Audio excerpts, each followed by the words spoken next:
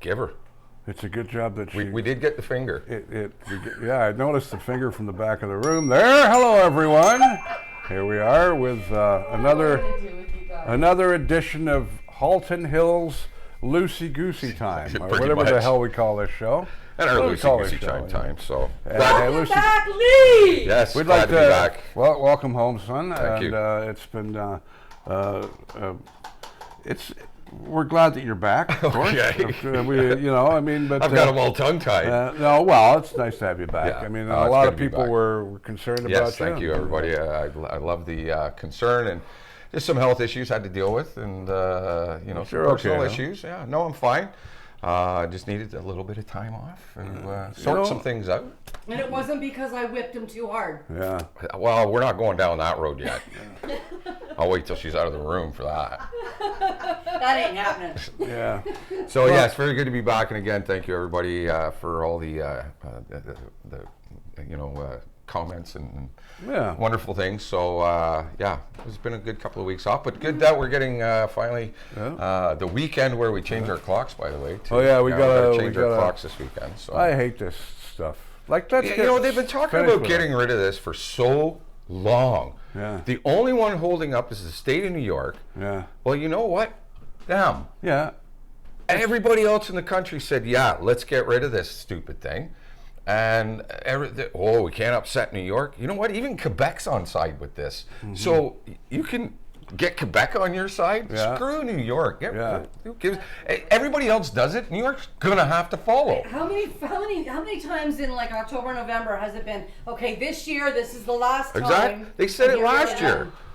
Well, we're brought to you, as always, by Max Tires, 905-873-9255. And I wanted... Don't you forget it. I wanted to look away from my yellow binder, because you guys don't believe that I know the phone number, and I really do. And Sean says to me the other day, "How come you don't know my phone number?" It's like, I do, Sean. Honestly, it's on my big yellow binder. That's right. But, even I know it, and I've never dialed it. I got to interject here, because even if you look at his binder, you can barely read it. That's right. But I can see the scribble through all the sunlight coming in. You know what I mean? And there's the binder. Careful, there's a couple of gals' phone numbers on there. Well, we'll do it quick. So I know. I'm only kidding. But anyway, there's my yellow binder, the famous yellow binder that's been following me around for years. I put everything that's important in my life in that binder. Now you know the story of that. We can tell you about probably the lead story was, and I'm going to, we'll leave the lead story until I get over this nonsense with Nashville North, I guess. Oh, God. Yeah. The town of Halton Hills has initiated legal action to stop a business from hosting events at the former Nashville North location in Norville. The town informed residents in an email that it has served and filed a 1,000-page application at the Milton Superior Court of Justice against the owner of 530 Guelph Street, of course, which is exactly where Nashville North is located, and the operator of the nightclub event space at that location seeking a permanent injunction. The town asked for an emergency hearing, but was denied. A case conference has been ordered to attempt to find a resolution, but no date has been set. Neighbors have complained events with loud noise of times going on till 4 and 5 in the morning. And, you've got Kathy Gassel down there, and she says that this is what she said. And she's the former mayor, right? Yeah, Kathy exactly. Gassel. I've lived in Norville my whole life. I grew up in a house that backs onto the property. President of the Norville Community Association as well, I guess nowadays is what she is. And she says, "I have never experienced anything like this. Our windows are vibrating at 3 and 4 in the morning." And then Richard Marshall, of course, who's the guy running Nashville, says, "We're done at 2 a.m. But the problem with people is sometimes they want to stay a little bit longer in the parking lot. You know what I mean? They don't want to go home. Parties, man. It's they did do that there quite a bit. We saw it driving cab.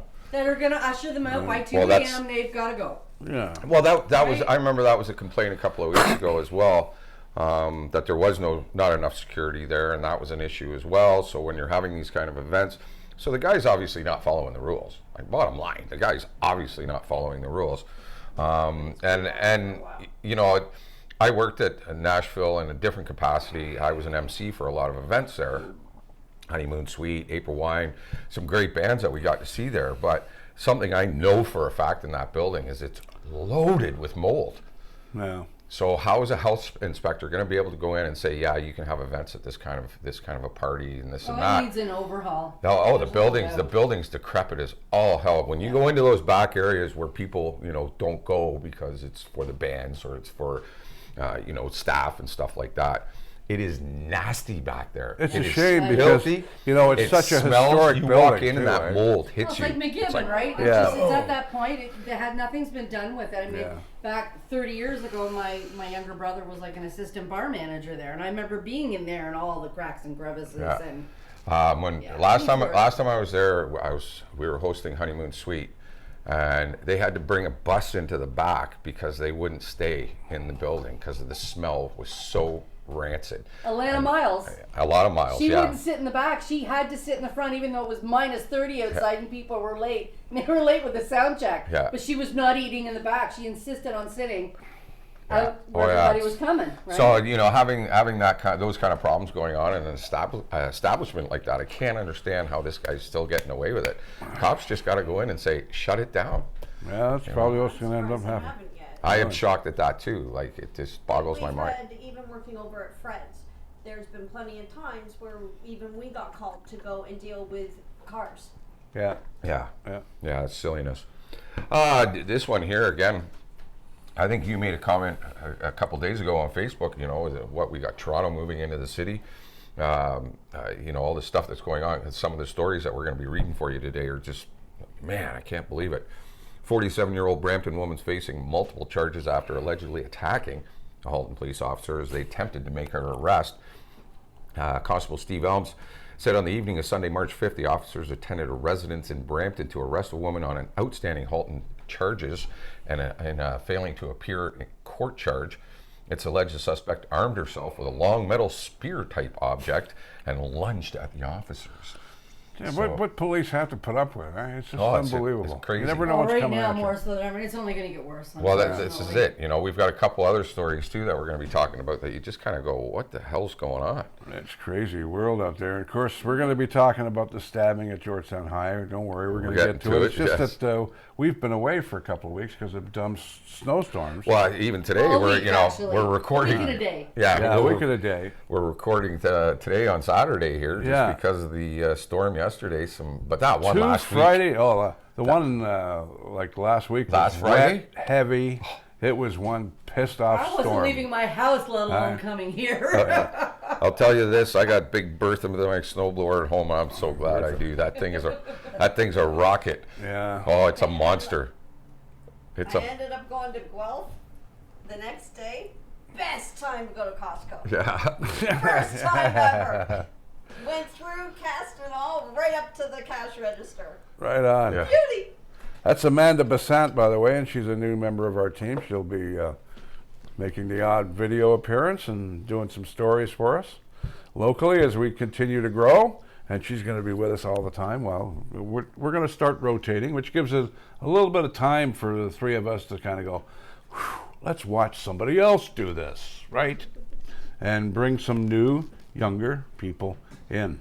Now, this is another one. Better class of people, anyway. Yeah. Speak for yourself. Just kidding, everybody. This is from the InsideHalton.com, one of our sources, apart from the police and, of course, Halton Hills Today. Great this is from Louis Rossello over at the Independent. A Toronto man is facing a number of drug charges after what Halton Regional Police are calling a significant seizure. Members of the Halton Regional Police Service Unit and Intelligence Bureau concluded a drug investigation February 22nd with the arrest of the 30-year-old Toronto man. At the time of the arrest, investigators also seized 23 kilos of cocaine. A Controlled Drugs and Substance Act search warrant was later executed at a Toronto condominium complex, and a whole bunch of magic mushrooms were found there. He's got a big scar on his face and had a big mound on the table. Really? Yeah. Let me introduce you to my little friend. That's a great plot for a movie, isn't it? Anyway, the guy's in a little bit of trouble. We found magic mushrooms, more than $13,000 in Canadian currency. Man, I miss being able to take magic mushrooms. The man faces 2 counts of possession for the purposing of trafficking of cocaine and magic mushrooms, of course. The thing that kills me is when you look at drugs like cocaine, there's actually a company in BC trying to do this right now. Well, they're going to be producing cocaine for pharmaceutical use and stuff like that. But they're also doing the magic mushroom as well. You know, people that are chronic pain users, somebody, that's had a, broken neck, major chronic pain. Some of these drugs really good for depression. Well, there's two, the same thing. Microdosing and otherwise, so, the psilocybin is very good. And with very little side effects, whereas opposed to pharmaceutical drugs, you hear these disclaimers at the bottom of these commercials. Anal leakage, really? Like, is this? Is not the symptom? Is the symptom so bad that you are going to risk getting anal leakage? I don't think so. Cocaine and mushrooms and LSD and all that stuff doesn't have that effect. So. Hello, how is your anal leakage today, Mr. Horton? So I just kind of it'll be interesting to see how they come out with that, moving forward, because you look at a lot of these antidepressant drugs because they're addictive as well. People do get addicted to those as well. And, when you've got to wean yourself off for 3 weeks of drug, that means you're addicted. People, just so you know, if you have to wean off a drug for any more than 2 weeks, your body and you are addicted to them, just so you know. And doctors know that. And you have to be careful with antidepressants. You can't just stop taking you can't. them. No, you then become suicidal. And it turns into a whole other shit show. You don't want to go down that road. So I do love these stories. I love these stories. These are great. We haven't seen a couple nominated in a long time. No, a long time. Community volunteering has been a long time focus for Susan Tupling and Ken Thorne. They've been named the 2022 Georgetown Lions Club Citizen of the Year. So congratulations to them. Susan and Ken are true community champions with long resumes of volunteering in Halton Hills, said Chair Grant Harris of the, speaking of the local couple. Tupling and Thorne met on a blind date back in 1984 at the Terrace on the Green in Huttonville. I've actually been there. Yeah, that's a great place. I awesome love the Terrace on the Green. 3 years later, they got married, bought a house in Georgetown near the fairgrounds, which they still call home today. Although Tupling served nearly a dozen organizations and initiatives over the years, she spent most of the time serving as a board member with CASH, Cancer Assistance, Halton Hills. She was with them for 11 years, 5 as a chair, and as a canvasser for over 15 years. She also served as an assistant basketball coach at Christ the King for a decade. This lady is busy. She's in her 11th year as a coordinator for Food for Life, centered at St. John's Church. Her 3rd year as treasurer of Georgetown Bach Choral, and an active member of the Georgetown Little Theater Board. Wow. Halton Hills Food Network and the Community Unity Halton Hills Group. You win hands down there. My goodness, that is absolutely impressive. That's a big hand for Yeah, absolutely, yes. Absolutely. Well-deserved couple. So congratulations to that. And I've been to a few of the ceremonies they have for Citizen of the Year, and they do a really good job. It's usually at the club at North Halton. Sounds like they're dedicating their entire lives to the community. Yeah, I mean, for all the things they do. And it's funny because you hear people talk about when they move here from out of town and they feel like they're not part of the community. They, people kind of shun them because they didn't grow up here or whatever. Well, these people didn't. They moved here in the 80s, and yet I moved here, and I never felt like that. No. I grew up in Mississauga. Yeah. Lived in BC, and when I moved here, yeah, this ended up being where I wanted to settle. You're one of very few I've ever heard say that. Most people, I've even seen people that have moved from Georgetown to Acton, and get that response that you're an out of towner, and then they find out you're from Georgetown. It's even worse, right? So it's really bizarre. Wow, that's unreal. Yeah, that's weird. Yeah, you're one of the first. Yeah, no, I've never had that problem. Wow. It could have been the people I ended up encountering, but it's always been one thing I have noticed is there's a bit of a culture shock when you move from the GTA here, in a way. There was for myself and my wife when we moved here in '95. We went to Acton because we used to live in a trailer park in Acton. Oh, okay, yeah. Smallwood. Oh, not live there. We used to go there from our house in Mississauga. So we thought, well, this community is great, right? We used to go into what's it there, the Leather Town, and have breakfast every Saturday morning. It was a tradition, right? Right. But we're city folk, right? And I can see how people in the city think about us as rednecks or whatever we're called. Not in a not in a racial way, but rednecks in a way of thinking, you know. You know. And here's a flat tire. Oh, we have those up here. You know what too. I mean? But not that kind of thing. But I have noticed that it's a bit of a culture shock because we'd finished moving. Now, keep in mind we're from the GTA, right? Yeah. And it's 5:30 on a Saturday night. Let's get some fish and chips. I saw a fish and chip shop down there. So I went there and, oh no, we're just closing. Yeah. It's like, buddy, where I come from, you'd just be opening. You know what I mean? So there is a bit of a culture shock there. But I was never, I always, the first week I moved here, I went down the Gib. You know, and got to know people. I don't got to sit at home, you know. And I found people very colorful here when I first came. Well, that's a good word for it. Yes, definitely. The McGibbon is certainly colorful. We could do a whole show on the McGibbon Hotel. Oh God, yeah. You know what I mean? It's so weird. George and Nick. Well, we could set up right in the rubble, right in the middle. What do you guys think about this new condominium going in over by the GO station here? The town staff and residents recently reviewed a proposal to build 3 condo buildings, steps from the Georgetown GO station. While noticing several positives in the development planning process, residents also expressed concerns about the proposed construction of 640 condo units at Rosetta and Caroline Streets.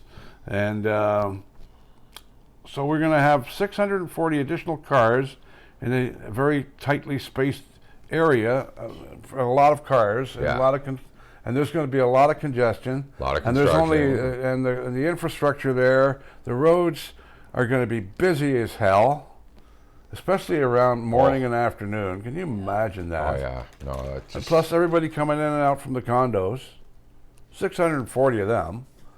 Like. Well, look at downtown when the McGibbon goes, or the same thing. Like they're condos that are going in there. I mean, our infrastructure's fine the way it is right now, but it's going to get really tight. And so they're going to tear the old Domtar down, eh? Is that what they're going to do? Yeah, that's what they're talking about. Well, I guess my dad was in that building for 15 years. He was in that building.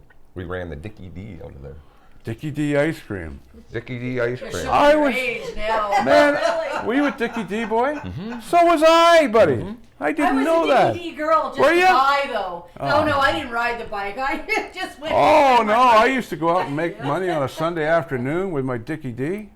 Well, inside that Domtar building is actually 3 floors. Yeah. And they had these big, huge industrial elevators, and my dad's company was on the 1 floor, and then the Dickie D was up on the other floor. So we'd stuff my little brother inside the cart. No ice cream or ice or anything in there, but we'd stuff him in there. We'd boot around the building. We had a whole obstacle course all set up. Oh, he'd come out of there, he'd be black and blue, screaming his head off. Oh, we had a blast there. They don't have Dickie D's anymore, do they? No.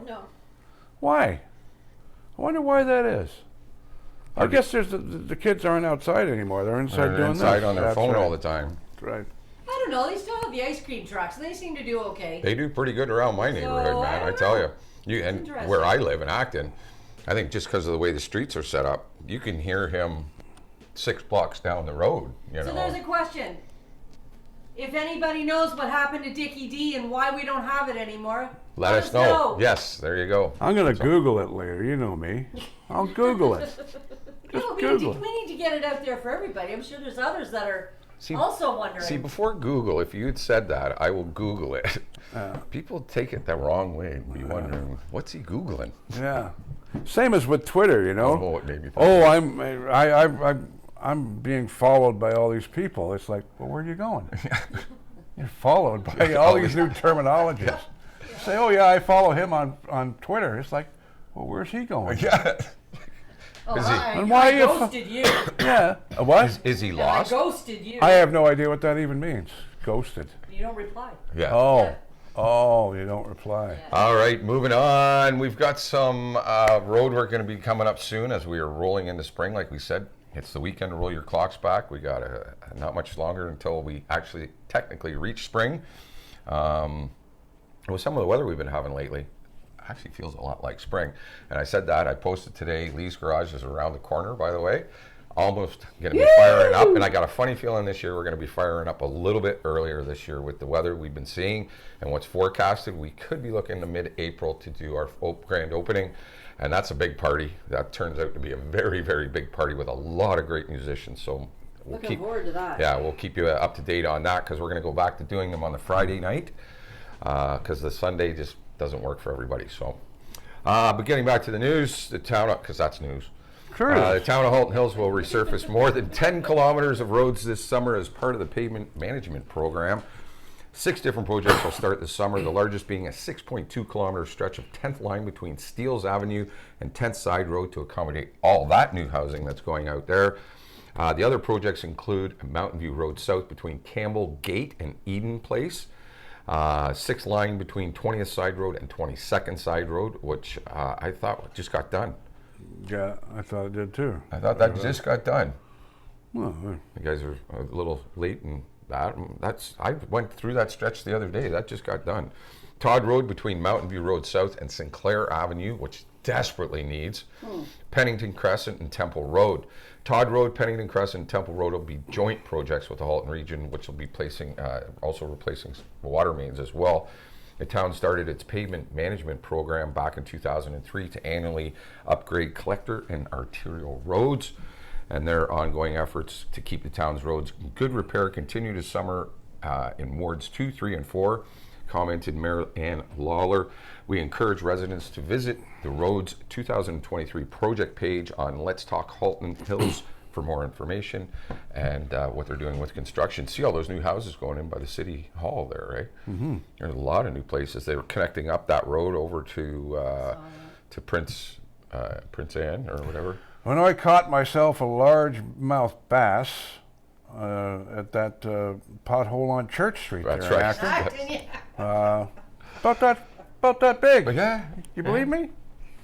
That's ridiculous, that pothole. Isn't I hit it? it the other day, and it's like, whoa, Yeah. buddy. Yeah. No, Whoa, that's a long way down there. There's a couple of them out there. Glen Lawson Road, when you're coming out of Acton, heading over to 4th Line. There's at least 8 huge potholes along that stretch of road, and if you hit them, you're gonna know it, man. You know, It's the hard. worst area of town that really needs to be paved, and I will be so happy when it is going down the hill to John Street. On Mountain View. Mountain View. Because it's those like this. Oh, those guys. It's like Beirut. You know what I mean? Those guys building those houses in there have butchered that road so bad, man. And then they open it up in rush hour traffic time. Well, a buddy of mine, Dave, actually had a bad accident on there. He was going down the hill on the bike. And he hit the bump. Yeah. And Dave knows, I won't say his last name, but he's a buddy of mine. He lives down on John Street there. And he came down the hill on a bike. And he hit it. And he was in hospital for a while. I mean, and he's my age, you know. Yeah. He's fine. Yeah, he's a little sore though. We definitely don't heal the A little same sore. way. But we call it Dave's bump now, which kind of pisses him off a little bit, you know. Oh, let's go over Dave's bump. Boom, you got it. At least you're not on a bike though. Because he knows the exact bump he had. Yeah, that's right. He'll never forget that you bump. can pinpoint I wouldn't either. When you can pinpoint it, you know. That's the thing about a small town. I love Dave. He's a great guy, and I'm glad he's okay. But yeah, when you're riding your bikes down that hill, folks, give it a little bit of respect. Yeah. And when you're hitting the train tracks on Winston Churchill, just north of Highway 7, give that a little bit of respect too. Oh God, yeah. Otherwise, you're going through the top of your car. You can get some air on that one if you hit it right. You always know somebody's local when they can, talk about that. And they've got to do something. They keep fixing it. It keeps going back to the way it was before. I know. That's why I drive in 4-wheel drive driving through town. Yeah, just might as well. Feels like you're out in the countryside somewhere. The town of Halton Hills, they're looking for resident input to redesign Cedarvale Park and the playground. And this is from Reedy Rohila at The Independent. He says the residents could expect to see changes to Cedarvale Park equipment later this year. The town staff encourages individuals to participate in a quick 20 question survey to share input around park design recommendations. The existing playground is aging and is ready for replacement. It's been talked about on other websites as well. So they're going to upgrade it. And hopefully they include that thing we did with My Resolve, and they have the wheelchair swing added into that. So people, if you're going to help design that thing, make sure you're designing so it's accessible for handicapped children. Exactly. I actually, what a great idea. Sure, I have to talk to Janine again, but I seem to, for some reason, I seem to think there is some discussion there. I think it was that one, and between that one and the redo at the Gellert as well. I know they were talking about the Gellert as well. So, but why not include both of them? There should be, the park's got to start thinking that way. Businesses around town have to start thinking that way when they're doing businesses now.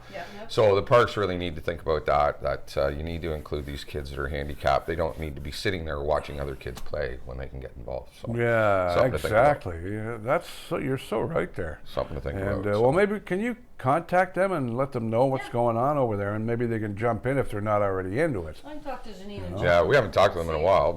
I've actually talked to her once in a while. She reaches out to me to kind of help her get some stuff out. So and you get all the cool stories about the local kids. Yes, this young dancer Jade Webster shines bright, earning a placement in a variety of categories. The talent among the dancers at the I Love Dance competition in Tulsa, Oklahoma was on full display during an acclaimed dance competition that took place on the weekend of March 4th and 5th.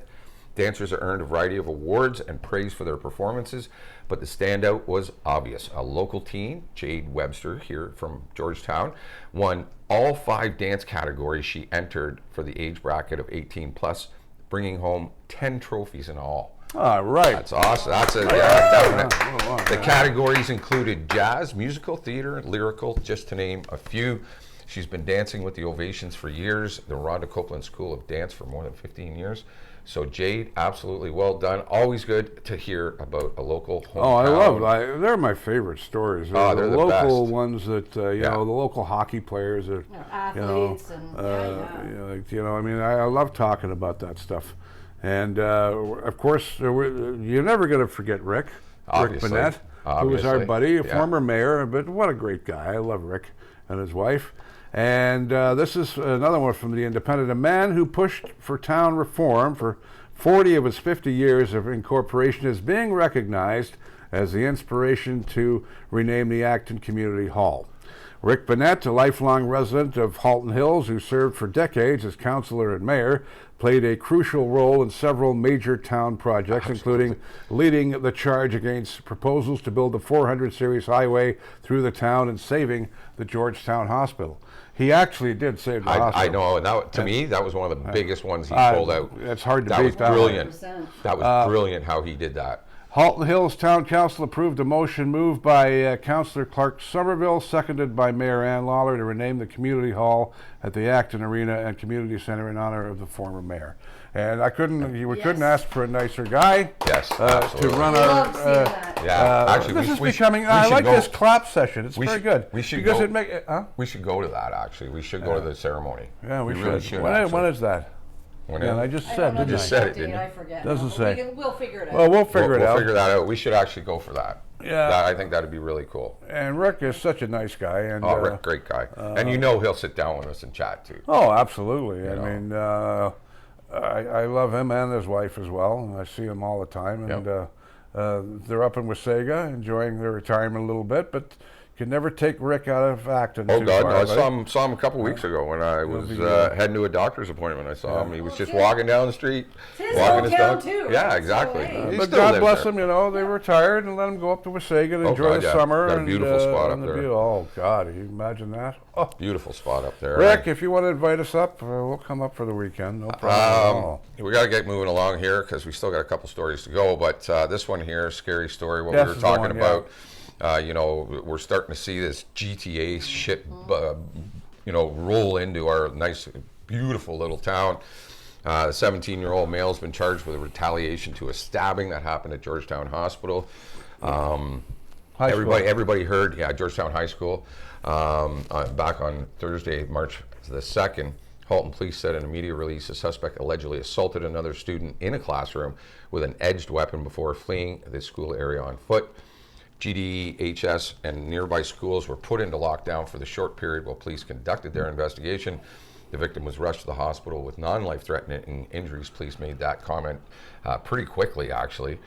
The suspect's been charged with aggravated assault and possession of a dangerous weapon to the public. He was held in custody pending hearing. You're never going to know who it is because of the Young Offenders Act.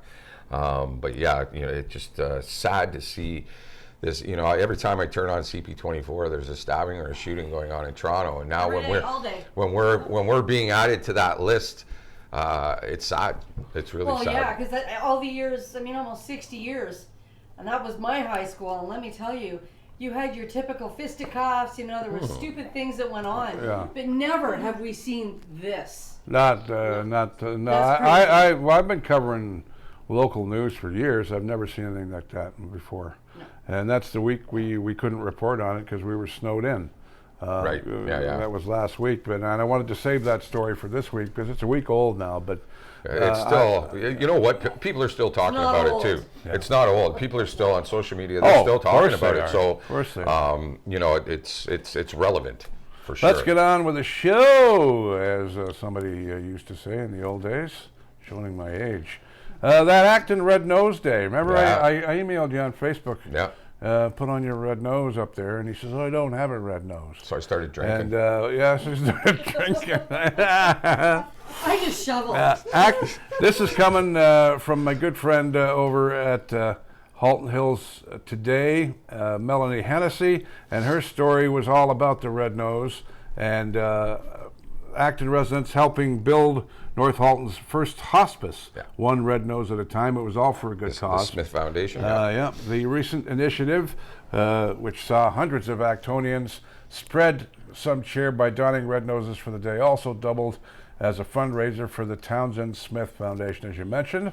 In total, $387.55 was raised for the charitable organization, which plans to erect a hospice residence at Trafalgar Road and 5 Side Road by 2026. Nancy Wilkes, I want to mention, of Acton Optical, a very big spearhead behind that. So thank you, Nancy, for spearheading that whole project there. That was very, very cool. There were a lot of people involved other than Nancy, but I like to put some recognition out to Nancy because I know she had a lot to do with it for sure. And the businesses involved, like Absolutely. McDonald's, all had red noses on. Everybody, all the kids in McDonald's, everybody that worked there was wearing a red nose that day, I hear. And it was good to see people driving around with red noses on. Oh yeah, there were people for sure. Other than alcoholics, of course. But let's have a look at the stuff going on at the Devereaux House, already designated heritage properties. Devereaux House, with the clock ticking on provincially imposed time frame for heritage registries, the town of Halton Hills has adopted a new point system to help prioritize properties for that heritage designation. Bill 23, given royal asset last fall, amends the Ontario Heritage Act, among other laws, and Commissioner of Planning and Sustainability, John Linhart, told the town council that the changes would have significant ramifications, and there's a lot of big words in here. Yes. The Toronto Heritage Act now requires the properties are listed on the town's heritage register to be removed after 2 years if they have not been designated or are subject to notice of intention to designate. Linhart told the council during the meeting this week, the stakes are high as there are 768 properties on the register, but only about 40 of them have received the actual heritage designation. And that's important because we got a lot of great places in town we don't want to see disappear. Well, there's a ton. Like many that already have? Yes, I know.